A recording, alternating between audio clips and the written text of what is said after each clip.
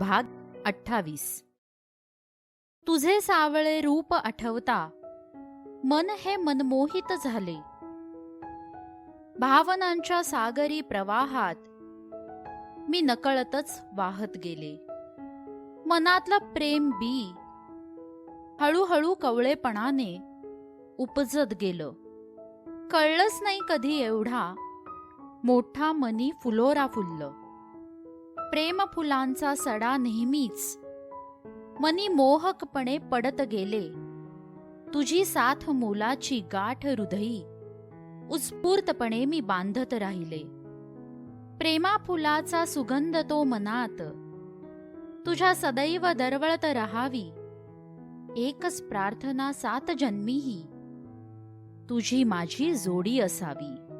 कधीतरी त्याला वाटलेलं हे शब्द त्याच्यासाठी लिहिलेत तिने, पण ती सोडून गेली होती त्याला. आणि आज तेच शब्द कोणाच्या तरी तोंडी ऐकून त्याने आवाजाच्या दिशेनं पाहिलं तर हातात माईक घेऊन समोर ती उभी होती. ती सखी, शब्द सखी, त्याचं पहिलं प्रेम दुसऱ्या कोणाच्या तरी मिठीत. नकळत जुन्या जखमेची खपली निघाली असं वाटलं आणि डोळे पाणावले त्याचे. त्याने आपली नजर दुसरीकडे वळवली. तिचे मोबाईलवर केलेले चॅट, तिच्या कविता, तिचा पाठमोरी उभी असलेला फोटो, सगळं काही आठवत होतं. नाही म्हणलं तरी नजर तिच्याकडे जात होती. पण का माहिती नाही का ती अनोळखी वाटत होती.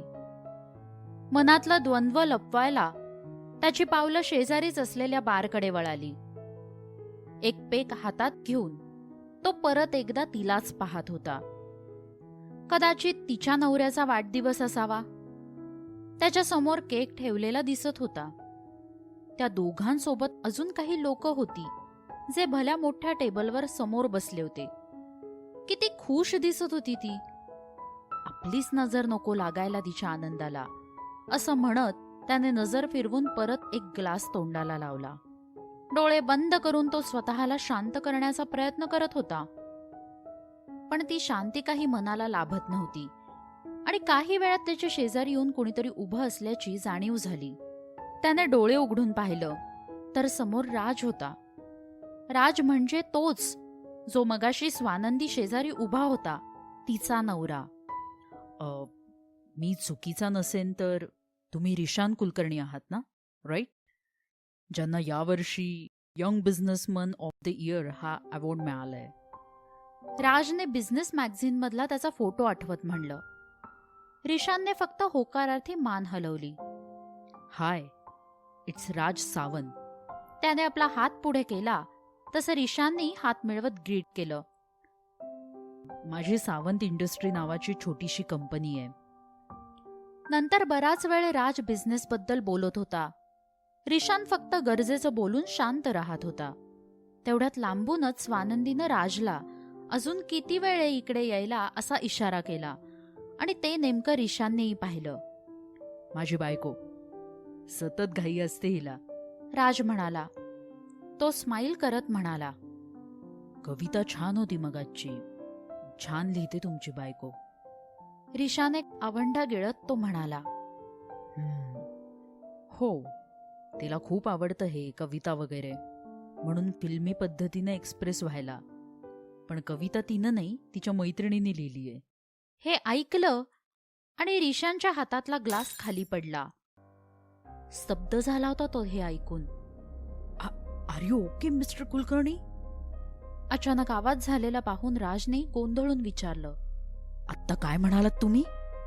रिशानने पॅनिक होत राजची कॉलर हातात पकडली होती. राज तर आधी गोंधळून गेला, पण स्वतःला सावरत म्हणाला. Are you okay? राज रिशानला विचारतो. त्याच्या आधी ती कविता कोणी लिहिलीये? रिशान पुन्हा एकदा तोच प्रश्न राजला विचारतो. कविता? राजच्या चेहऱ्यावर प्रश्नचिन्ह होतं. डॅम इट, मगाशी सखी म्हणजे स्वानंदी जी कविता म्हणत होती ती कविता कुणी लिहिलीये? रिशानचा आवाज चढला होता. बराच पॅनिक झाला होता तो. आणि काहीच अंतरावर असलेली स्वानंदी लगेच तिथं पोहोचली होती. नेमकंच तिनं रिशानचं जे बोलला ते ऐकलं होतं, पण रिशानच्या तोंडून सखी शब्द ऐकून तिलाही थोडासा शॉक लागला होता. सोडा सोडा त्यांना, आणि तुम्ही का विचारताय सखीबद्दल? शेजारी उभं असलेल्या स्वानंदीनं रिशानच्या हातून राजची कॉलर सोडवली आणि ती रिशानकडे तोंड करून बोलायला लागली. रिशान स्वानंदीला एकटक पाहत होता. आज पहिल्यांदा ती समोर आली होती त्याच्या. तो तिच्यात सखीला शोधत होता, पण अजूनही परकेपणात जाणवत होता तिच्यात त्याला. सखी? त्याचे डोळे प्रश्न करत होते. स्वानंदीने फक्त नकारार्थी मान हलवली. ती कविता कुणी लिहिली? ती कविता? त्याचं हृदय धडधड करत होतं हे विचारताना. माझी मैत्रीण, तिनं लिहिली ही कविता. स्वानंदी रिशानला उत्तर देते. नाव? रिशानचा आवाज थरथरला. त्याच्या हृदयाची धडधड प्रचंड वाढली होती. जवळजवळ 1 वर्षांच्या वर काळ. तो समजत होता की सखी म्हणजे स्वानंदी आहे, आणि आता त्याला कळतंय की सखी कोणीतरी दुसरीच आहे. याज्ञिकी. स्वानंदीच्या तोंडून हे नाव पडलं. बस हे नाव कानावर पडलं आणि रिशानची हार्टबीट इकडे स्किप झाली. त्याला आपल्याच कानावर विश्वास बसत नव्हता. काय म्हणालीस तू आत्ता? त्याने अधीरतेने विचारलं. स्वानंदी आणि राजचा पुरता गोंधळ उडालेला रिशानचं हे बोलणं आणि वागणं पाहून. त्यांना कळतच नव्हतं की तो ती कविता आणि ती कुणी लिहिली हे का सतत विचारतोय. दोघे सुद्धा एकमेकांकडे प्रश्नार्थक नजरेने पाहत होते. तुम्ही का विचारताय हे? स्वानंदी पुन्हा एकदा रिशानला प्रश्न करते. सांगतो, सगळं सांगतो. पण तू आत्ता कोणाचं नाव घेतलंस? याज्ञिकी. याज्ञिकी अग्निहोत्री, माझी मैत्रीण. तिनं लिहिली ही कविता. रिशान मटकन चेअरवर बसला. त्यालाच समजत नव्हतं नक्की त्याच्यासोबत हे काय होतंय. आत्ता ऐकलेलं हे खरंय की स्वप्न? पण हे कसं शक्य आहे? मी तिच्या फेसबुक अकाउंटची माहिती मिळवली होती तेव्हा तर लॉग इन आयडीला तुझे मेल आयडी होते. बऱ्याच वेळाने तो काही गोष्टी आठवत म्हणाला. हो, आधी डायरीमध्ये कविता लिहायची.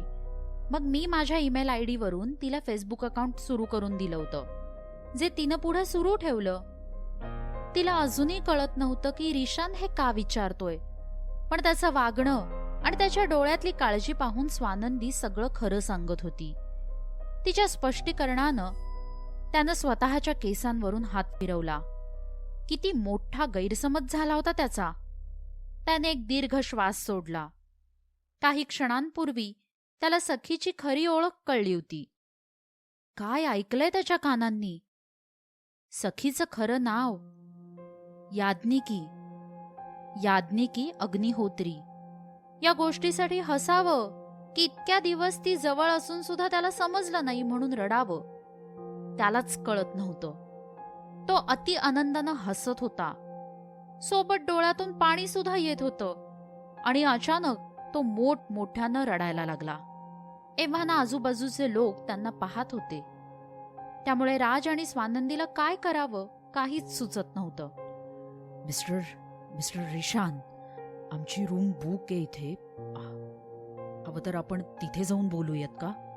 राज रिशानला विचारतो आणि स्वतःला सावरत रिशानने सुद्धा होकारार्थी मान हलवली होती. कारण आता मनात इतके प्रश्न होते की बोलणं तर गरजेचंच होतं, आणि या प्रश्नांची उत्तरं कदाचित स्वानंदीच देऊ शकत होती. तिघेही त्यांच्या रूममध्ये गेले. रिशान एका सोफा चेअरवर बसून अजूनही स्वतःला शांत करत होता. पण आज ते शक्यच होत नव्हतं. तर स्वानंदी आणि राज त्याला विचित्र नजरेने पाहत होते. तुम्ही ओळखता का सखीला, म्हणजे याज्ञिकीला? स्वानंदी रिशानकडे प्रश्न करते. हो, काव्य आहे मी. रिशानच्या आवाजात आनंद होता. व्हॉट? काव्य म्हणजे काव्यवेडा. अदूचा तो ऑनलाईन भेटलेला मित्र, तो तुम्ही आहात ज्याच्यावरती. स्वानंदीचे आश्चर्याने डोळे मोठे झाले होते. ती पुढे बोलणार इतक्यात तिने काहीतरी आठवून आपलं बोलणं मध्येच थांबवलं. हो, मीच तो काव्य. आणि काव्यवेडा, तुझ्या आदूचा ऑनलाईन मित्र, ज्याच्यावर ती प्रेम करते. स्वानंदीचं अर्धवट वाक्य मात्र यावेळी रिशांनी पूर्ण केलं होतं. काव्य, तिचं होतं तुमच्यावर प्रेम, पण आता तिचं लग्न झालंय. स्वानंदीचा स्वर हळू झाला होता. हो, माहितीये मला तिचं लग्न झालंय. आणि ते सुद्धा माझ्यासोबत, रिशांत कुलकर्णी सोबत. त्याच्या बोलण्यात आनंद आणि दुःख यांचं अजब मिश्रण होतं. काय? यावेळी शॉक आनंदी आणि राजला बसला होता आणि जवळजवळ ते उठून उभेच राहिले. हो, याज्ञिकी माझी बायकोय. रिशांत स्वानंदी आणि राजला सांगत होता. पण मग तुम्ही असे का रिॲक्ट केलंयत की तुम्हाला काहीच माहिती नव्हतं? याज्ञिकी म्हणजे शब्दसखी आहे. तिनं गोंधळून विचारलं. हो, ऐकायला विचित्र वाटेल, पण हेच सत्य आहे. याज्ञिकी जी सखी आहे, तिचं रिशांसोबत लग्न झालंय, जो की तिचाच काव्य आहे. पण आम्हा दोघांनाही आमची ही ओळख माहीतच नव्हती. म्हणजे काव्य सखी इतके दिवस एकत्र होते, शरीरानेही जवळ होते, तरी मनाने दूरच होते. तो गुडघ्यावर दोन्ही हात ठेवत खोल विचार करत बडबडत होता. रिशान, अरे अदू कुठंय? तिला हे कळलं तर ती आनंदानं वेडी होईल. आपला गोंधळ आणि बरेच अनुत्तरित प्रश्न बाजूला सारून आता स्वानंदी याज्ञिकीबद्दल विचारत होती. गेले कित्येक महिने तिचं याज्ञिकीसोबत काहीच बोलणं झालं नव्हतं. याज्ञिकी कुठे आहे हा प्रश्न, या प्रश्नानं मात्र रिशान खडबडून जागा झाला. आता नवीन प्रश्न त्याच्या समोर उभे राहिले होते. ती नाहीये माझ्यासोबत. रिशानचा आवाज पुन्हा थरथरला होता. म्हणजे कुठे ती? स्वानंदी रिशानला विचारते. माहिती नाही, मी समजत होतो ती तर.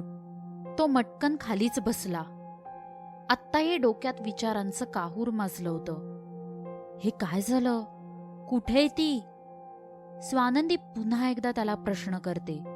रिशानने थोडक्यात स्वित्झर्लंडला ती कशी आली त्याच्यासोबत राहायचं नाही म्हणून निघून गेली हे सगळं काही सांगितलं. ते सांगताना परत एकदा तो त्रास त्याला आठवत होता. नाही, हे शक्य नाहीये. मी जेवढी याज्ञिकीला ओळखते ती कधीच असं वागणार नाही. नक्कीच काहीतरी वेगळं कारण असणार तिच्या वागण्याचं, स्वानंदी रिशानला म्हणते. म्हणजे काय कारण असणार? रिशान स्वानंदीला विचारतो. स्वानंदीने थोडक्यात याज्ञिकीच्या घरची परिस्थिती आणि तिच्या वडिलांचा आणि आजीचा स्वभाव सांगितला. अदूचं खरंच खूप प्रेम होतं तुमच्यावर म्हणजे काव्यवर. पण हे जर तुम्हाला कळलं असतं तर नक्कीच तुम्ही तिला शोधत नाशिकला आला असता. आणि त्यानंतर तुमच्या काही जीवाचं बरं वाईट करायला सुद्धा अग्निहोत्रींनी कमी केलं नसतं. म्हणून तिनं कधीच ना आपली खरी ओळख तुम्हाला सांगितली, ना कधी तिचं प्रेम तुम्हाला कळून दिलं. रिशान बेचैन होऊन सगळं काही ऐकत होता. याज्ञिकीचं आयुष्य किती भयानक वातावरणात गेलंय हे ऐकूनच त्याला वाईट वाटत होतं. शिवाय घरातल्या लोकांचा राग सुद्धा येत होता. आणि माझी अदू कधीच स्वतःचा विचार करत नाही. स्वार्थ काय असतो तिला अजिबात माहिती नाहीये. जर तुम्ही तिला तुमच्या आयुष्यातून स्वतःहून जा म्हणाला असता तर ती नक्कीच गेली असती. पण तुम्ही तिला थांबवत असतानाही जर ती तिचं कोणावरही प्रेम आहे असं सांगून जात असेल ना, तर मी तुम्हाला खात्रीनं सांगू शकते की नक्कीच काहीतरी खूप मोठं कारण असणार आहे यामागे.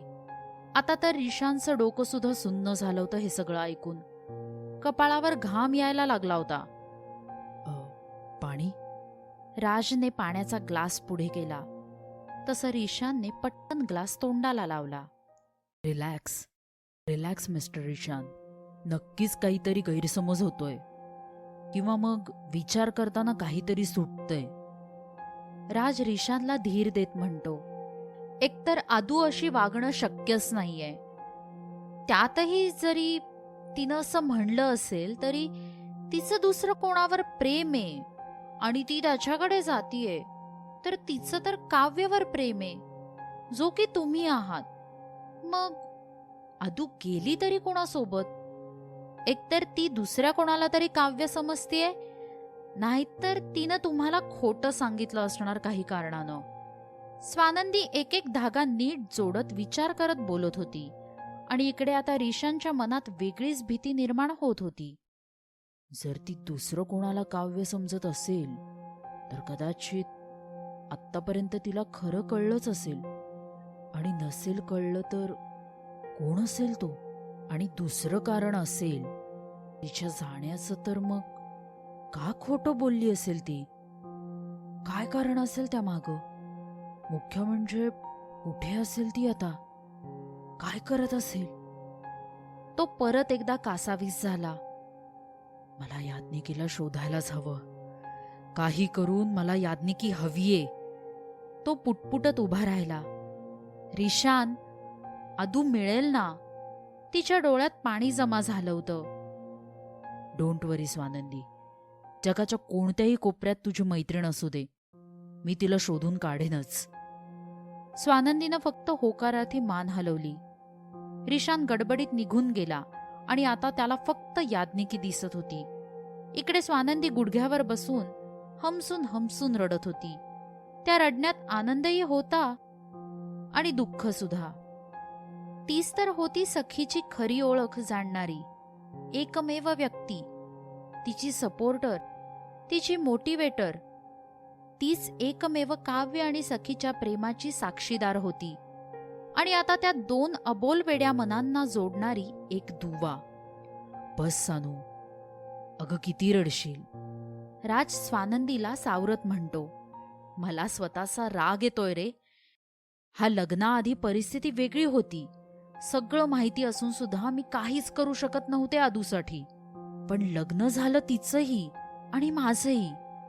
पण मी माझ्या संसारात इतकी गुरफडून गेले की वर्षभरात ती कशी आहे एकदा सुद्धा मी जाणून घ्यायचा प्रयत्न नाही रे केला.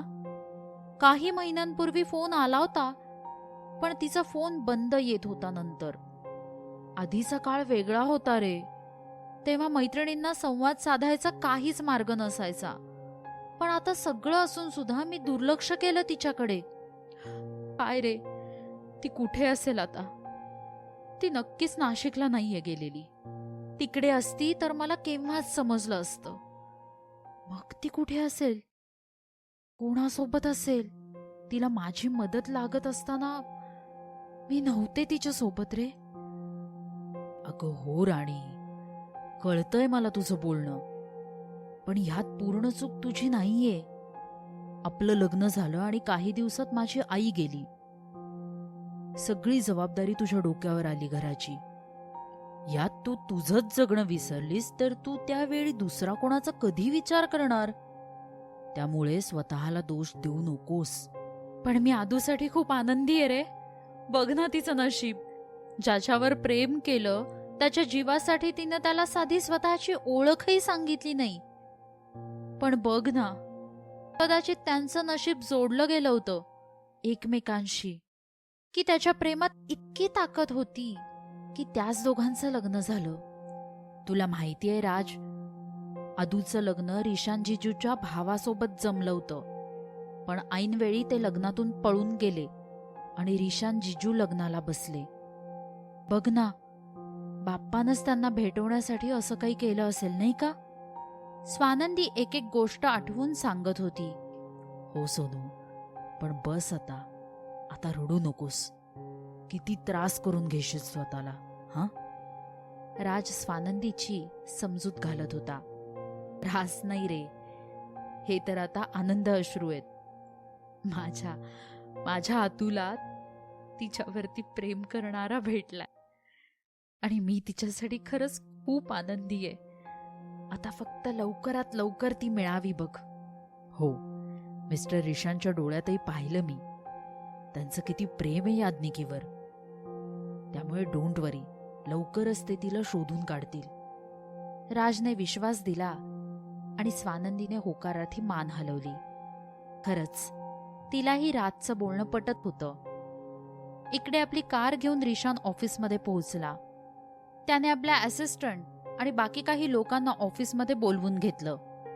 गाडी ड्राईव्ह करताना याज्ञिकी आत्ता कुठे असेल हाच विचार तो करत होता. तिच्या बाबतीतही एक एक बारीक गोष्ट तो आठवत होता. तिला शोधायची, तिला पाहण्याची आस लागली होती त्याला. पण आता शांत डोक्याने विचार करायची गरज होती. एक एक गोष्ट आठवताना एक प्रॉमिस त्याच्या डोक्यात आलं. काव्याने सखीकडून प्रॉमिस घेतलं होतं की ती तिचं लिखाण कधीच बंद करणार नाही म्हणून. त्याने पटकन आपला मोबाईल घेऊन त्यात शब्द सखीचं प्रोफाईल पाहिलं तर काहीच दिवसांपूर्वी काही साहित्य तिनं पोस्ट केलं होतं. नकळत एक आशा दिसू लागली. सोबत त्या प्रोफाईल सोबत तिच्या ट्रॅव्हल ब्लॉगची लिंक मिळाली आणि त्याने उत्सुकतेने ती ओपन केली. ते काही ब्लॉग वाचून डोळ्यात आसू आणि गालावर हसू अशी त्याची हालत झाली होती. माहिती नाही ती काव्याची सखी बनून जगत होती की रिशांची याज्ञिकी, पण जे जगत होती आयुष्य, जे करत होती त्यात फक्त तोच होता. ती त्याचं स्वप्न, त्याचं आयुष्य, त्याची आवड सगळं काही जगत होती. ती फक्त त्याची होऊन जगत होती. आणि दुसऱ्या क्षणी त्याला स्वतःचाच राग यायला लागला. त्याला तो दिवस आठवत होता जेव्हा ती त्याला सोडून जात होती. त्याच्या मनाने कित्येकदा सांगितलं की तिचे शब्द त्याला सोडून जायचंय असं जरी म्हणत असले तरी तिचे ते डोळे काहीतरी वेगळं बोलतायत म्हणून. पण तिला दुसऱ्या कोणाच्या तरी मिठीत पाहून त्याने स्वतःला हेच खरं आहे हे समजावलं होतं. मी त्यावेळी अजून तिला अडवलं असतं तर, किंवा त्याच वेळी ती नक्की कुठे जाते हे पाहिलं असतं तर. आता ह्या जर तरला तर वेळ नव्हता. त्याने पटकन आपल्या असिस्टंटला काही हॅकर्स ऑफिसमध्ये बोलवून घ्यायला सांगितले. 15 मिनिटातच त्याने ऑफिसमध्ये हॅकर्सची एक टीम कामाला लावली होती. रिशान बेचैन होऊन केबिनमध्ये फेऱ्या मारत होता आणि काहीच वेळात एका हॅकरने साईट हॅक केली आणि लॅपटॉपचा IP ॲड्रेस मिळवला. त्यानंतर काहीच वेळात त्याने लोकेशन सुद्धा मिळवलं. सर, लोकेशन मिळालंय. इट्स मनाली. बिल्डिंगच्या टॉपला चॉपर रेडी होतं. पुढच्या 10 मिनिटात रिशान आपल्या आदूला भेटायला हवेत झेपावलाही. रात्रीच्या अंधारात मनालीच्या अलीकडेच त्याचं चॉपर लँड झालं, कारण मनालीमध्ये सध्या हिमवृष्टी सुरू होती. त्यामुळे तिथपर्यंत चॉपर जाणं अवघडच होतं. असिस्टंट शेखरने इथेही गाड्या अरेंज करून ठेवल्या होत्या. पुढचा प्रवास त्याला गाडीने करायचा होता. रिशान बेचैन होऊन एक एक क्षण मोजत होता, पण रस्ते ब्लॉक झाले होते. शेकडो गाड्या रस्त्यात अडकून पडल्या होत्या. रिशान वैतागला होता आता या वाट पाहण्याला. शेखर, पुढे जाऊन जरा चौकशी कर. अजून किती वेळ लागेल? सर, कदाचित रात्र इथेच जाईल. खूप जास्त बर्फ पडतोय आणि आपल्याला सुद्धा इथे गाडीत बसणं धोक्याचं आहे, कारण बाहेर थंड वातावरण आहे. आपल्याला एखाद्या हॉटेलमध्ये थांबण्याची गरज आहे. शेखर रिशानला बोलतो. नो, मी ओके इथे एकदम. मला फक्त लवकरात लवकर याज्ञिकीकडे पोहोचायचे. रिशान जरा चिडत म्हणाला तसा शेखर सुद्धा घाबरला. सर प्लीज, तुमची तब्येत बिघडेल अशानं. शेखर पुन्हा एकदा रिशानकडे बघून बोलतो. रिशानने डोळे बंद करून घेतले. तोही हट्टी होता, पण मूर्ख नव्हता. निसर्गाच्या पुढे कोणाचं काही चालत नाही, त्याला चांगलंच माहिती होतं. म्हणून त्याने एक निश्वास टाकला आणि गाडी एखाद्या हॉटेलकडे वळवायला लावली. काही वेळातच गाडी एका हॉटेलसमोर थांबली. ती रात्र त्यांना तिथेच काढायला लागणार होती. सगळं जग रात्रीच्या अंधारात शांत झोपी गेलं होतं. पण रिशान उद्याची वाट पाहत जागाच होता. आज झोप लागणं शक्यच नव्हतं त्याला. खिडकीतून फक्त तो हा बर्फ पडणं थांबण्याची वाट पाहत होता. पहाटे कधीतरी बर्फ पडायचा थांबला आणि पुढच्या क्षणी ड्रायव्हर आणि शेखरची वाट न पाहता त्यानं गाडी घेऊन मनालीचा रस्ता पकडला. अर्धा रस्ता तर त्याने पार केला, पण आता पुढे गाडी घेऊन जाणं शक्यच नव्हतं. रस्त्यावर बर्फ साचला होता आणि तो साफ करायचं काम सुद्धा अजूनही सुरूच होतं. त्यानं लागणारं सामान घेतलं आणि गाडी बाजूला पार्क करून त्या बर्फातून वाट काढायला सुरुवात केली. अंगावर कालचेच कपडे होते. ना थंडीपासून बचाव करायला कसलंच जॅकेट, ना बर्फात घालायचे शूज होते पायात. पण कसलंच भान नसलेला रिशान मनालीच्या त्या बर्फात चालत होता. बोचरी थंडी, हाडे गोठवणारा बर्फ, त्याचा वेग मंदावत होता. पण त्याच्या प्रेमाला अडवू शकत नव्हतं, त्याच्या जिद्दीला थांबवू शकत नव्हतं. शरीर थकलं होतं, पण मन तिच्याकडेच धाव घेत होतं. एव्हाना सूर्यदेव आपलं अस्तित्व दाखवत होते. 15 किलोमीटरचा रस्ता बर्फात चालून शेवटी रिशान मनालीमध्ये पोहोचला. ती आता फक्त काहीच अंतरावर होती. तिला भेटण्यासाठी आतुर झालेला तो थकलेल्या शरीराला न जुमानता परत एकदा चालायला लागला. शहरातला मुख्य चौक मात्र गजबजलेला दिसत होता. बरीच रहदारी सुरू होती. पर्यटनासाठी आलेली लोक पडलेल्या बर्फाचा आस्वाद घेण्यासाठी बाहेर पडली होती. त्यांना आकर्षित करायला बाजारपेठा सजल्या होत्या. हलका हलका बर्फ परत पडायला लागला. पण आता रिशान थांबणार नव्हता. ना नियती, ना निसर्ग, ना तो स्वतः आता याज्ञिकीला भेटण्यापासून स्वतःला थांबवू शकत होता. पुढचं काही अंतर सुद्धा त्याने झपझप पावलं टाकत पार केलं. 1-2 मुख्य चौक ओलांडल्यानंतर मुख्य रस्त्यापासून आत जायचं होतं. कोणत्या तरी हॉटेलचा पत्ता होता तो. फक्त काही मीटरचंच अंतर राहिलं होतं म्हणत तो अजूनच जोमानं चालायला लागला. चालत कसला, तो तर धावत होता आता. आणि बस तो क्षण तिथेच थांबला जेव्हा ती नजरेला दिसली. पिवळा रंगाचा ड्रेस, त्यावर फरचे जॅकेट. स्टाफला काहीतरी बोलत ती उभी होती. रस्त्याच्या मधोमध उभा असलेला रिशान भान हरपून तिला पाहत होता. बर्फाची चादर लेलेल्या मनालीच्या त्या भूमीवर जणू एक सोनपरी अवतरली होती असंच वाटत होतं त्याला. प्रसन्न हसू चेहऱ्यावर असलेली ती 8 महिन्यांनी तो पाहत होता. हृदयाची धडधड प्रचंड वाढली होती. धावत जाऊन तिला घट्ट मिठी मारायची होती.